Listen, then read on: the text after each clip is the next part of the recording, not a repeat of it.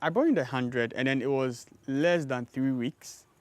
I brought in 500. Okay, so if I'm starting out, what is the capital that I need to actually start? All right, so for the smallest of our packages, that's going to be about $350. Okay. And that's going to come with everything, including fish, and then 3 months worth of feed for your fish. Over 70% of our clients are people in the diaspora. And this is what they use for point and kill. Exactly, and then you buy it for 120, 150 value addition. I've traveled all the way to Dentra to meet this extraordinary young man called Gabriel Lartey of Lartman Farms. He started his journey in fish farming from depression, he says, when his dad passed away. Now, this is somebody that was in the theatre and arts and then also moved to religious study and then started making shoes. He said, no more, farming is for me. And so make sure that you subscribe to this channel and follow this journey on this opportunity that you could invest in fish farming.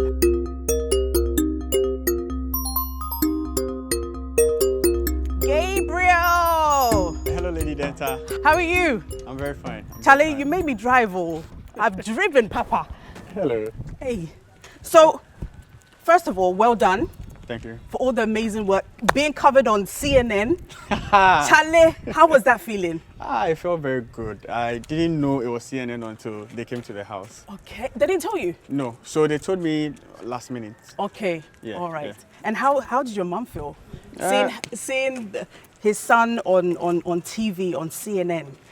Every one of us were very, very happy, and then she was proud because initially she was really asking whether this was what I wanted to do. And I told her she shouldn't worry because she was a bit worried. Okay. But then, after seeing this business on CNN, then she was like, I should go all in for it. Yeah, and Yeah. then you had her full support. Yeah. Okay. She's even now helping me to sell and promoting the business. Wow, Yeah. that's amazing. So, I mean, when I spoke to you, you mentioned that 2020 is when you started Lartman Farms, and it was because of something that happened. Your father passed away. Yes. What happened, and why farming? Okay, so prior to 2020, I was into a business that was Lartman Shoes on Instagram. And what I was doing was I was selling shoes to high-level managers in different companies. Okay. And that was a very good business for me until there was COVID. Yep. And then during COVID, I had bought consignments, and then everything, there was a lockdown. So for like a couple of months, there was nothing to do. Nothing. But around that time, my dad was also not too well, so I was taking care of him. And it took a toll on me too personally. And I had to go through a bit of counseling and what have you while taking care of him. Wow. Then after lockdown, he passed. Wow. So I had always been around marketing, trying to do a bit of your own thing, but nothing in relation to farming at all. So in November, my dad was buried in November, and then exactly a month after he was buried was when I started this business. Wow, that's incredible. But then, like you said, you had no experience in farming. No idea. Because you did what did you study? Theatre? I did theatre arts and study of religions. My goodness, totally different. Why did you study that? So initially I wanted to do accounting. My dad was like, accounting, no. So he wanted me to go and study architecture. Okay. But then I did business in high school. Okay. And the back and forth, the theatre arts religion was like my second choice. Okay. So when the option came, I just said, let me just go for that. And then I gave it my everything. And then I finished with second class honors upper. Yeah, I think. Yeah. Okay. Yeah. But then you didn't use it? I may be using it in one way or the other in my business. Trying to, in fact, in interaction with people, in trying to understand how things are. And then most importantly, one of the courses we did in university was indigenous African religion, studying African arts, forms and what have you. So I came to appreciate more of the African narrative, things about African like plays, And I really understood that there's a lot here for us. And that course made me to better appreciate African art, the African narrative. There are a lot of plays, and we tried to understand what was happening in Africa and why we as Africans should be proud of what we are doing. Okay. And so I would say currently I may appreciate what I'm doing here in Ghana because of the course I did in university. Okay. All right then, so that makes sense. That's good. So we're here at your farm, where you have, how many of those fish ponds do you have? All right, so over here I do have about 10 fish ponds with a few other holding facilities in here. And again, this business was a business I started right from the scratch, and this is where we've got into now. Okay.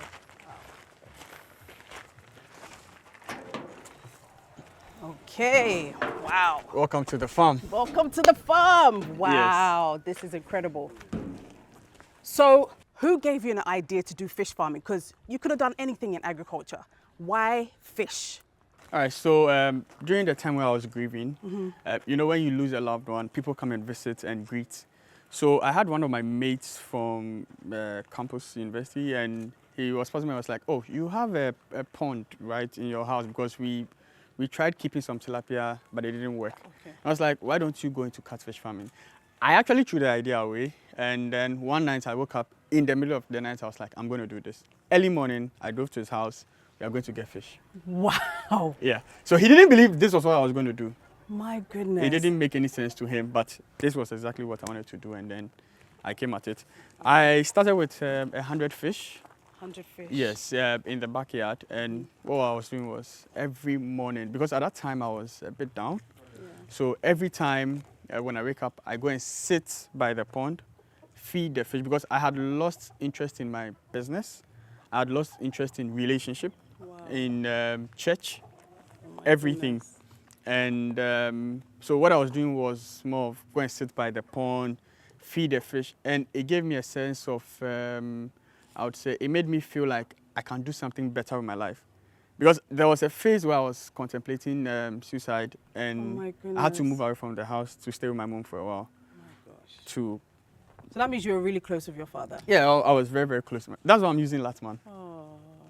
Because he had Lartman construction. Exactly, right? exactly, Okay. exactly. And then to honor him, I decided to still maintain the name. And the name. That's amazing. Yeah. Well done for that. Okay, so you started the business. So did you start learning on the job? Yes. So when I started the business, first couple of months, I was going online, trying to study around African catfish, because that was what I was doing. Okay. Because I started learning when I started seeing a lot of death in my farm. Okay. Because of the enthusiasm. There was a certain level of enthusiasm. Excitement. Yeah, so I was bringing in a lot of fish. Okay. And then they started dying. And so I needed to find out why are they dying. So I started going on YouTube, and I realized the information over there was a bit scanty. Okay. Then I decided to now partake in a couple of programs. So there was an online program by Kentucky State University, and I joined to better understand freshwater fish. So it's a whole, I went through the entire course, and then I now started trying to read things I could find. And then I decided to now go to the University of Ghana Marine and Fisheries Department. I called some of the lecturers to come to my small farm then.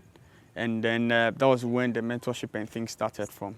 And fantastic. It helped me so much. So you had 100, and then when did you increase? So 100, I brought in the 100, and then it was less than 3 weeks. I brought in 500. Wow. Exactly. So when That's why they died. When the 500 started dying, yeah. When the 500 started dying, I was like, no, this is too much for me. Okay. I started learning, and so far the ton of information and knowledge we've gathered is yeah. Okay. Yeah.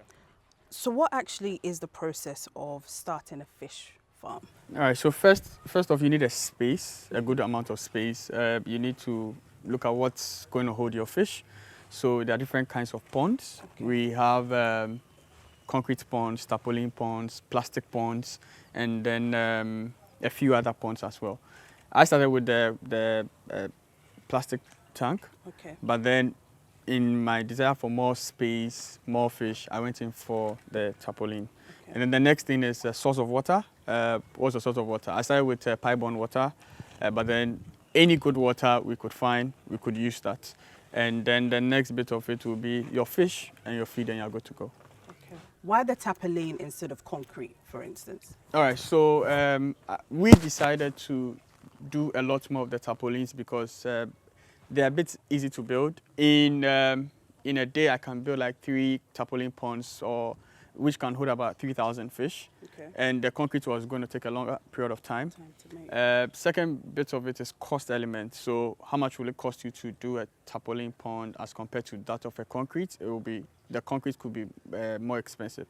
And then the third bit will be around maintenance. So if your concrete pond is leaking, it can become difficult to use. My initial concrete pond I had, when the one my friend said they found in our place, I cannot use it because every time I put in water, you would come and then the water is gone. And we've spent a lot of money trying to work it out, but it's not working. It's not working. Yeah, so we decided to work with the tarpaulins because, again, there are a lot of people who are new-time farmers. And new-time farmers, you have to look out for something that is cost-effective, but it's still going to give you the same results in a short amount of time. Okay. So we decided to do only the tarpaulins with Lartman Farms. Okay. All right. And then the last of the advantages for this would be that if you have this pond over here and for some reason you need to move it to maybe a bigger space because you are doing something bigger, then it's easy for you to move. Then you can dismantle everything and then move it over there. There are some ponds over here that we brought it up from older places where we're culturing fish. And so that's why we love the tarpaulin tanks so much. Okay, so if I'm starting out, what is the capital that I need to actually start? All right, so for the smallest of our packages, that's going to be about $350. Okay. And that's going to come with everything, including fish, and then 3 months worth of feed for your fish. Okay. Normally, the culturing period is going to be between 4 months to 6 months.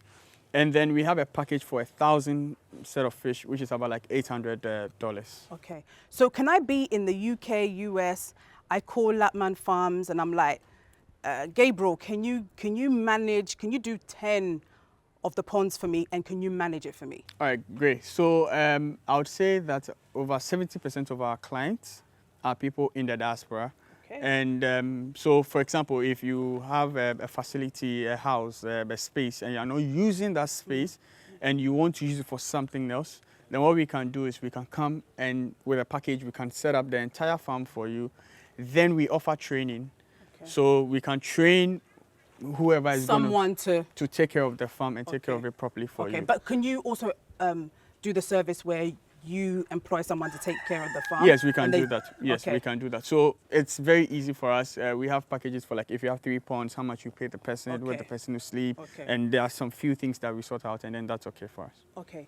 But where can you put a pond? Because if you live in a residential area, I'm thinking about smell, I'm thinking about, I don't know, flies and all of that. Where can you actually place a fish pond? All right, so a lot of the farms we've done are also in people's backyards. Wow. So, and is that allowed? Is it? It is. So for EPA is normally interested in what you are allowing into the environment. Okay. And most of the time, for some of the setups that we are doing, in places where people don't have drains, for example, we can build a sump, and then the water will go into the sump. In places where it's a lot, then what we do is you can channel the water into like a gutter. But then if you change your water very regularly, which is normally around twice a week, you wouldn't have massive smell coming from your farm. Okay, because I can't actually smell too much. Exactly, exactly. Okay, so tell us about this. All right, so these guys, so because of the packages we do offer and we give out to people, we tend to keep fish here a lot. And so these ones, when they come here, they are just about, they are less than a gram in size from the hatchery. And then we keep them here till they are either juvenile or jumbo size. What do I mean by that? We have the fingerlings, we have juvenile, and then we have jumbo. These are the sort of fish that we stock in farms. Okay. And so these ones are all going into different farms. We have some that is going to Kumasi next week, about 20. How do you know which one?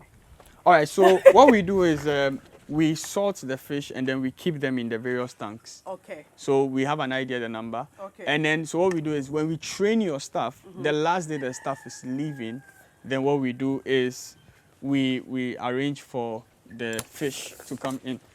So, so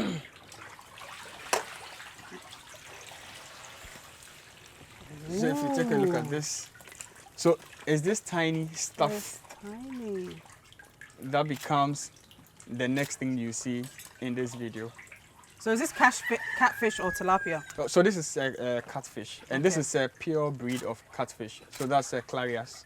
They're so tiny and they grow up to be so big. Exactly. The reason why people farm catfish more to tilapia is that catfish grow a little bit more faster.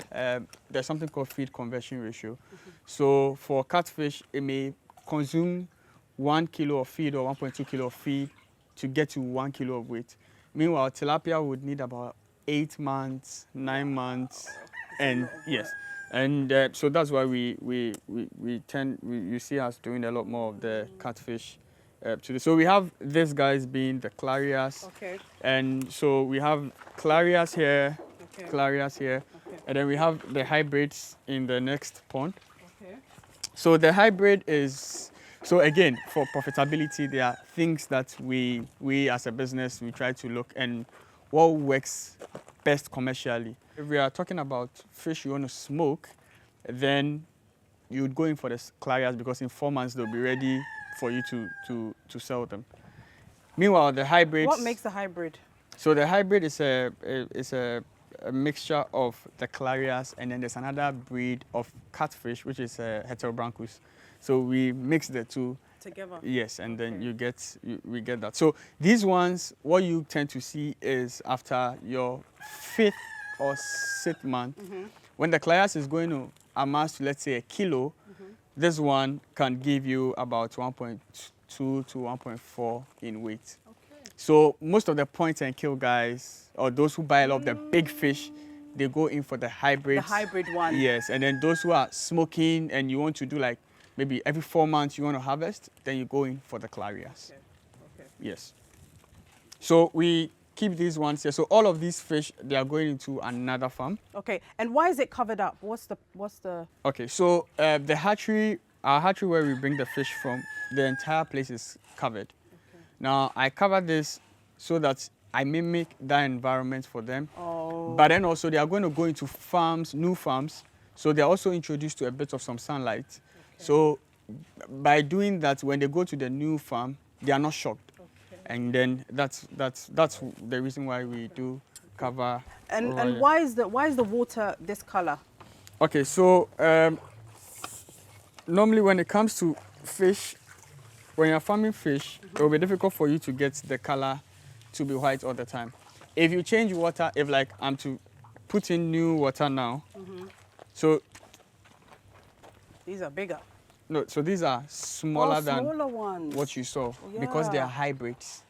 Okay. So they are of the same, like I would say they were stocked at the same time in here, but then the clarias, because in 4 months they would be ready then, but these ones at the initial stages, they cannibalize a lot more, but then after a while you'd realize that they will now become very big the way you want to see them. So does Ghanaian eat a lot of catfish and tilapia? So over the past, I would say 3 years, for example, if I'm to take where I live in East Legon, just in the space of 3 years, I can count more than 7 different catfish grills in East Legon. Yes. Initially, it used to be just 2. You could find one around like Golf House, and then one was around like Spinkters. But then in just less than 3 years, there are catfish guys everywhere. And then because we set up farms for people, I've had some of my farmers set up grills, and then they grill the fish, whereas some smoke the fish, and then they also do sell the fish. So the catfish can be incorporated in a lot of the diets, our soup diets. The Nigerians in Ghana like the catfish with the pepper soup. I've tried some and I liked it. And my preference to tilapia will be catfish because I believe Catfish can hold a lot of taste because of the kind of body they have as compared to that of tilapia. Oh, Yeah. interesting. Okay, so I want to see a big one. I want to see like a. Do you have any? Yes. So those ones are 4 months that we are readying them to harvest, and when we harvest them, so when you're harvesting a fish, it can be very, very difficult. Really? Very, very difficult. So fish is very smart. So the first time you want to catch them, like as we've got in here, These are huge. Why the nets here as compared to the black cover that you had over there? all right, so we cover with a net here because of birds. Now, when we move the fish from where they are into a space like this, it's a very big space with a lot of water. Birds can come and pick your fish. And go and eat it? Yeah. Oh my goodness. So we cover with a net Okay. just so Distract that them, yes, to just it stop them kind from coming in. of yeah. And normally, if you want to catch your fish, so you see now they are very close to me.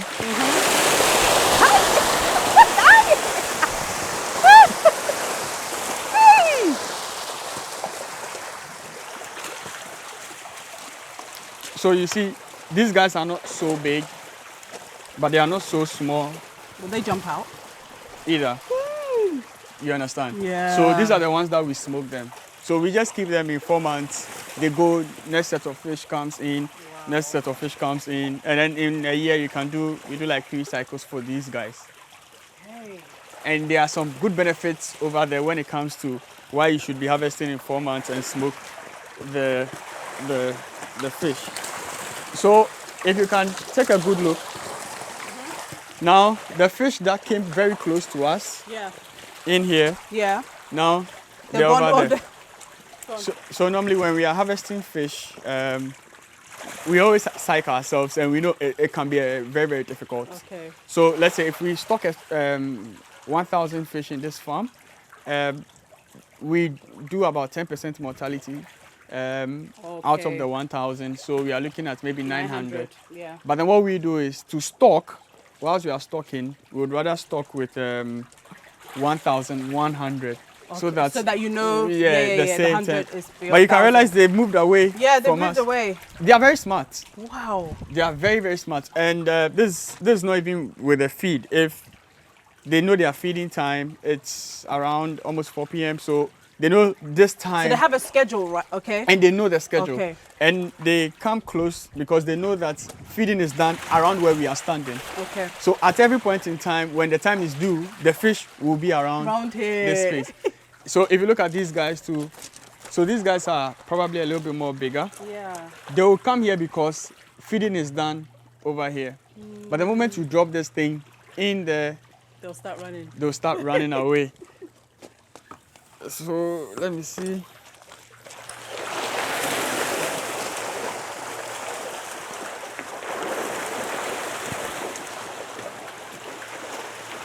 Man. Did you get any? So the one I got was a small one. Oh, But now they're gonna move, aren't they? they are going to. So now they are not coming anywhere here. They They've are, gone on the so corner. take a look at. They've Yeah, I gone can there. see they've gone to the corner. Yeah, they've gone there, and then some two are Hiding Hiding. over there. over here.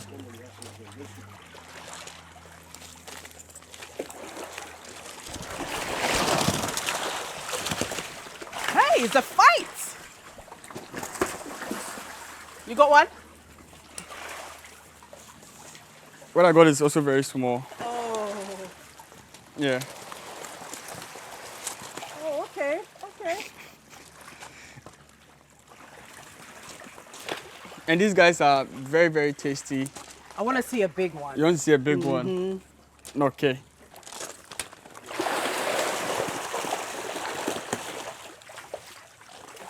So now it's becoming a little bit more difficult to get them. Can I try? Okay. There's no special technique, right? It just Okay, is. there's definitely a technique. Okay, so what do you do? So you have to in picking up your fish. You know, they are faster in water and very easy to move away from you. So you always want to catch them against something. So normally towards the tarpaulin. Okay. But if you are just scooping it like this, sometimes you can even get the fish and then to still jump out. Okay. Exactly. Exactly. But I can't see any on this side right now. Yeah, because they've all gone to that side. Yeah, that's catfish for you. So what we do is when we are selling fish, normally we sell fish in tons, right? So we put a ton in here, and then we know that when we're harvesting everybody here. So we just open all of this, we go in with a net, pick them up, and then everyone is gone.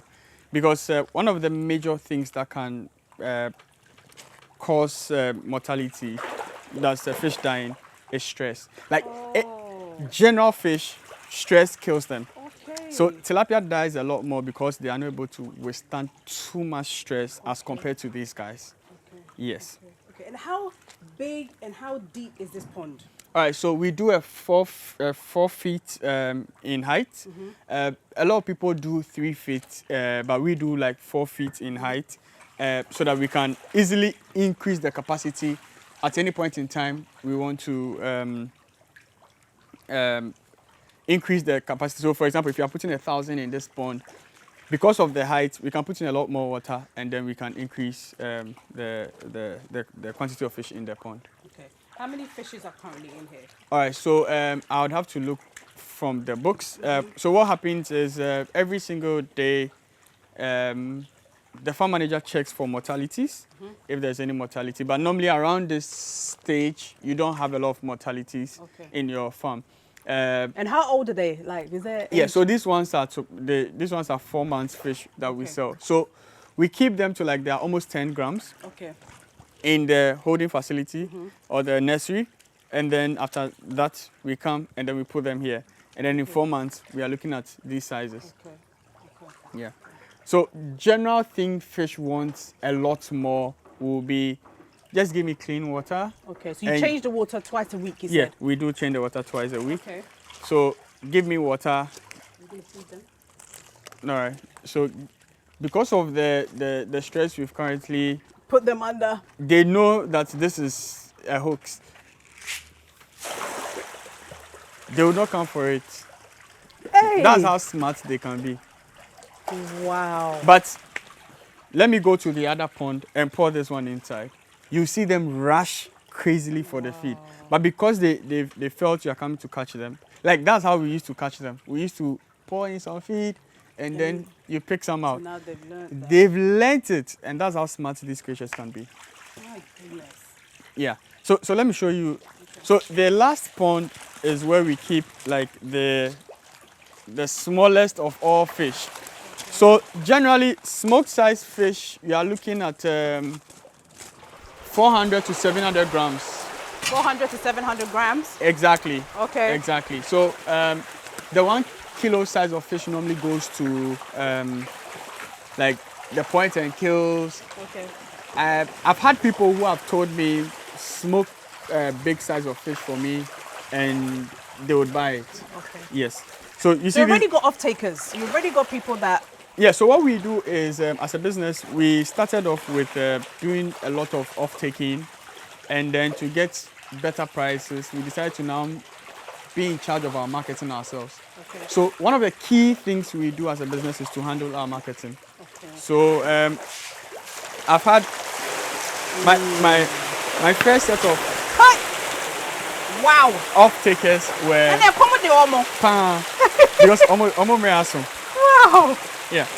My very first set of off takers that I had was someone in the UK, and I could smoke a whole pond and then put them in 10 kg boxes, and then every box is 10 kg. So 10 boxes, you have like 100 kg, and then that's how I smoke them for her. Oh my goodness. And you ship it? Yeah, so you ship it to her. And then the funny thing is, sometimes we label them.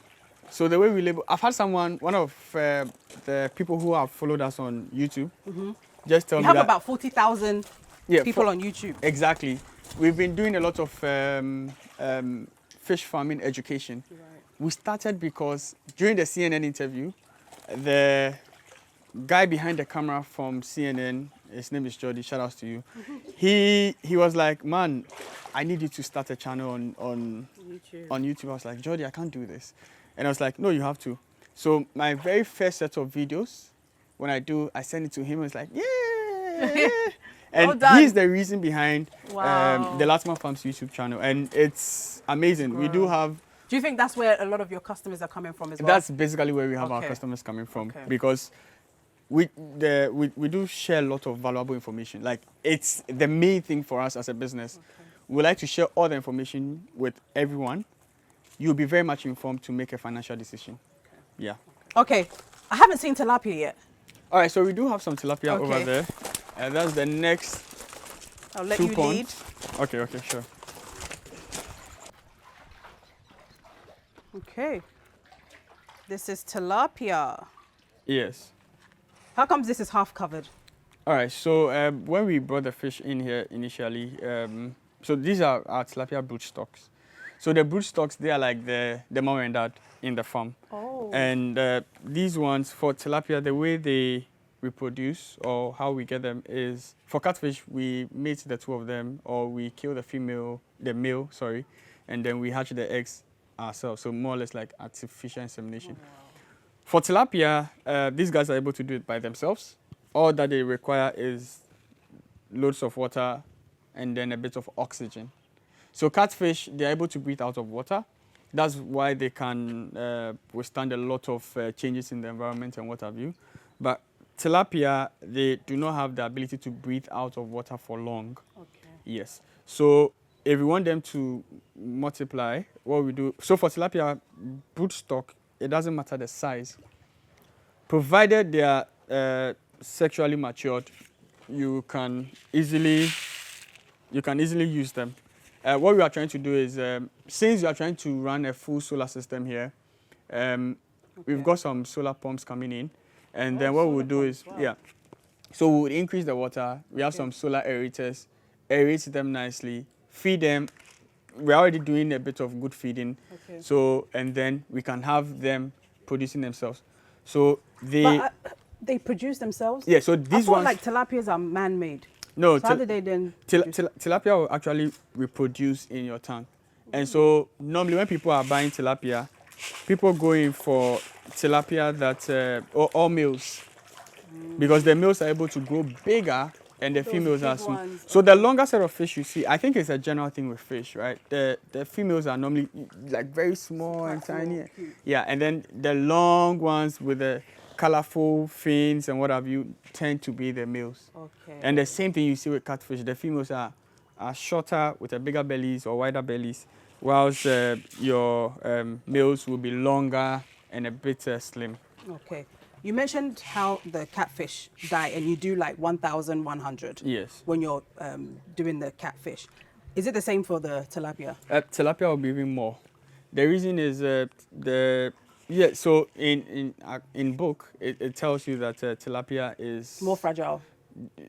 They are fragile, but I also tell you that they can accommodate a lot of changes in the environment and what have you. But again, tilapia do die a lot if you don't give them the right set of conditions. Now, these ones are brood stocks. The water isn't a lot because they were doing a bit of some water change. And then they decided to hold on because we are having some more water issue with the borehole. But then what happens is if you have a lot of water in here, your tilapia would go nicely, bigger, and then these ones are to reproduce. So then we reproduce, and then and another thing we are doing is, so now we have packages for catfish and packages for tilapia. So there are a lot of people. Which one is more profitable? Because of feeding. And then the feed requirements, you may say that the catfish can be very, very profitable. Okay. So in these 3 ponds, what we are doing in these 3 ponds is we took like 1,100 from the holding tanks. Holding tank, yeah. And then we put 1,100 in each of them. Okay. We are going to grow new set of fish for the farm to run on. And so we came here. So initially the business, we were not stationed here. I moved to the house. That was just in September. Okay. Over the past How 2 many years, acres do you have? All right, so the entire land is about 20 plots. 20 plots. Yes, but to show how efficient fish farming can be, I just used 2.5 plots to do all of the things that I'm showing you over here.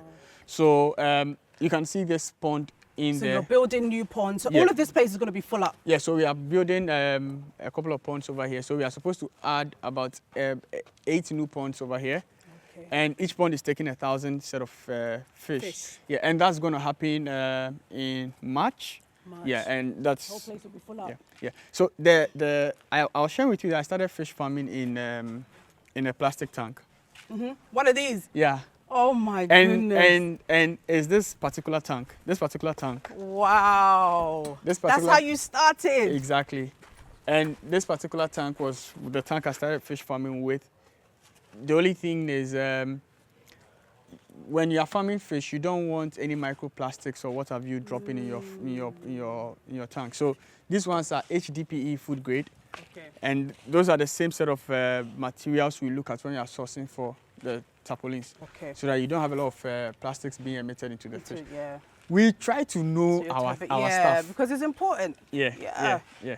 And so what we were doing earlier was we take a lot of water from the fish, we store it in the tank up there, and then we had an irrigation system down that we were doing a bit of some tomatoes. I'll share some videos with you. Okay. And other sets of the land that we have fully available, we've decided to also culture only tomatoes on like 2.5 plots over there, and we believe we are going to use all the waste from the fish farm.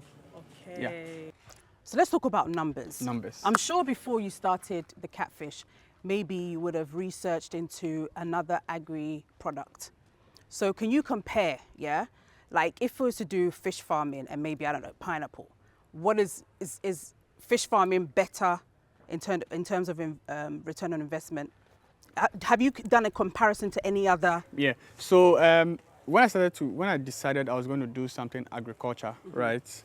When I decided I was going to do something agriculture, I looked into poultry. Poultry, okay. But the thing with poultry was I needed a bigger space to be able to culture that. Now, if you look at this space, not too big. This space cannot culture, let's say 2,000 birds, but this place is culturing. If you count what we have over here, we already have like 7,000 in these tanks. And so I looked at that, and then I looked at in terms of if I want to learn, and then also the revenue I would get from the farm. And then one important thing, diseases. So I looked at some of these basic things and I started fish farming. For example, if you do the $350 Startup, which you get like 250 fish, okay. The return on investment is about like 20 to 25% in there. On the return of the investment. Yes, okay. and one of the best things with fish farming is the better you get, the more your ROI. Okay. So there, for new farmers, like the 20 to 25% is 20% mortality. But when we train you, because we offer training, we've organized different trainings for people in-house, online, and what have you. And in these trainings, we teach people how to better manage their farm, daily farm management practices, what you can do, biosecurity, and what have you. And that's what will help you to now reduce your mortality to about like 10%, which we work around 10%. Okay. In as much as the farm is working out 10%, I am looking at, can we improve to like 7%? Okay. And then we move towards 5%. Okay. Because 5% will mean that we are very efficient. Okay. Yes, definitely. Yeah. So are you saying that fish farming is more lucrative than poultry farming? Is that the calculation you did? That's in my opinion. That's your opinion. In my opinion. When you did your research? Yeah. Okay. Yeah. All right. So is there an opportunity, right, for diasporans to either invest in you and what you're doing, or invest in a package that you mentioned? Okay, so the two options are very much available. Okay.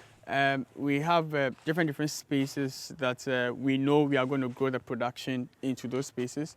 So there's the option where we can farm for you, we take care of everything, and at the end of the day, we run the financials with you. We even have some of those contracts we've already sent to 1 or 2 people in the diaspora because they asked for that. Okay. Exactly. So there's that option, and then there's the option of I have my space.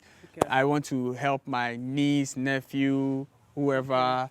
I have people who are doing it for their moms. People are doing it for people that they are retiring from their businesses and all of that. There are people who are in the diaspora, they want to do something here, but they don't know what to. Okay. Then we can look at how we can easily set up a farm for you. Okay. And how much, like, if somebody's buying a catfish, I want to actually know how much a catfish costs. How much is one catfish in the market right now? All right, so we sell the least price you can ever find. That's like 35 cedis per kilo of fish. Per kilo. Yes, Okay. that's fresh fish. Okay. And then for smoked fish, that's the fish that has been smoked, 500 grams is about like 130 cedis. Okay. Yes. Wow, that's quite a lot. That's a lot. Yeah. That's value addition. Wow. That's why we like to smoke more. You like to smoke exactly. more, so you make Exactly. more with the Exactly. I'm learning. We still haven't seen a big fish. Oh, there's a big fish. And I want to see a big fish. There's a big fish. Okay. Let's go. Okay, let's go to the big fish. Ralph, Charlie, give me some big fish. I want to take tilapia home. This one is a big catfish. This is a catfish, okay. Hey! Exactly. Hey! They are very hardy and strong. my Like very goodness. hardy and strong. You got it? Yeah. Yay! All right. They are huge. Hey, Exactly. Will they jump out? Hey! So these ones are bigger, Wow. and then all of them are males. How do you know? How do you tell the difference? So as I said, the males are longer, and then they don't have a very wide belly. For females, this sides will look very big because they are keeping in some eggs. Exactly. Okay, and I'm because we are fat or something. No. They keep So if you look at this size can be a kilo, can be more than a kilo. Okay. We have some that are about 1.3, and these ones you can now give to the point and kill guys. So this, a kilo is 35 Ghana cedi? Yes, at farm gate. One fish? Price, yeah. Oh. Exactly. And this is what they use for point and kill? Exactly, and then you buy it for 120, 150, value addition. Value addition is everything. It's everything. Yeah, and I'll tell you, every Ghanaian eats about 25 kilos of fish in a year. We love fish. I love fish. Yes, so you tend fish. to, so if you're in a fish business, you're actually feeding Ghana. Yeah, it's true. Yeah. It's true. Yeah. So where do you see yourself in the next, 5 years? You've trained over 287 farmers. Yeah. And what else do you want to do? What else, what's your plan? Okay, so what we have here, they are the basic things in aquaculture. Water enters into a pond, you open a valve, water flows out. In the next couple of years, what we are going to do, we are going to explore different things. There's something called aquaponics. Okay. Aquaponics is you are culturing fish and you are using the waste from the fish, that's the water, to culture plants. Okay. And then you are running a symbiotic environment where it goes back and you recirculate the water. There's also another system which is a bioflux system where you're not going to have a lot of stuff in. And then when I started a business, I said I was giving myself 10 years. Okay. I'm 5 years in and I love what I've seen. Wow. So I'm willing to go in more. Okay. And one of the biggest recognition was the CNN. But then just last year, Aquaculture Ghana. Yeah, you won an award. They gave us Best farm, wasn't it best agri? No. Okay, so yeah, I remembered. So they gave us the rising star of the aquaculture industry. Wow, that's amazing. And so as a rising star, we want to shine. You want to shine everywhere. Shine everywhere. Yeah, Trust me, and we're going to be with you shining. No, I appreciate everything you've done. Thank you, Lady. I know that you started out of this, out of sorrow, out of depression, but obviously your dad's looking out for you, right? And he's watching over you. And I'm sure he's so proud that you used his name for this business as well. Yeah. So congratulations on that. So you in the diaspora, you have nothing to complain about. This guy right here, Gabriel, has set up this and is feeding Ghana. I'm telling you, this is a lucrative business that you could invest in. You can either invest in him or invest in your own. He can do the consultancy for you, bring in a team of people and make sure that you get your fish farm as well. Thank you so much for watching, and don't forget to subscribe on Odana Network.